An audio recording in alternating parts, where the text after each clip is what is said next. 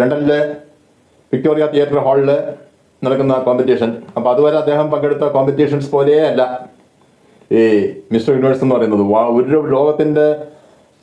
യൂറോപ്പിൻ്റെ പല ഭാഗത്തു നിന്നും വരുന്ന ബോഡി ബിൽഡേഴ്സ്, പിന്നെ ആഫ്രിക്കൻ ചില രാജ്യങ്ങളിൽ നിന്നുള്ള ബോഡി ബിൽഡേഴ്സ്, അങ്ങനെ വളരെ നല്ല ശരീരമുള്ള, അതേപോലെ ഇദ്ദേഹത്തെക്കാൾ കുറെ കൂടി മെച്ചുറായിട്ടുള്ള, ഇദ്ദേഹത്തിന് പറഞ്ഞപ്പോൾ ജസ്റ്റ് 19 വയസ്സായിട്ടേ ഉള്ളൂ, മെച്ചുറായിട്ടുള്ള കുറേ ബോഡി ബിൽഡേഴ്സ്.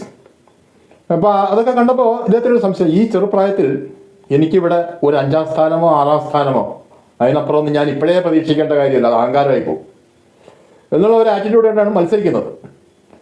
പക്ഷെ മത്സരിച്ച് ഫൈനൽ റിസൾട്ട് വന്നപ്പോൾ ഏറ്റവും കൂടി ഞെട്ടിയത് അങ്ങേരാ.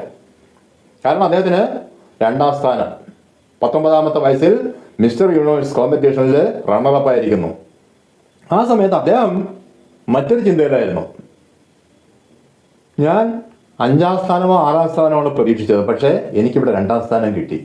ഞാൻ കുറച്ചുകൂടി ഉഷാറായിട്ട് പ്രാക്ടീസ് ചെയ്തിരുന്നെങ്കിൽ, കുറച്ചുകൂടി നന്നായിട്ട് ഞാൻ ഇതിനുള്ള പ്രിപ്പറേഷൻ എന്നുള്ള നിലയ്ക്കുള്ള വർക്കൗട്ട് ചെയ്തിരുന്നെങ്കിൽ ഒരു പക്ഷേ ഞാൻ ഇപ്പോഴേ മിസ്റ്റർ യൂണിവേഴ്സ് ആവില്ലായിരുന്നോ?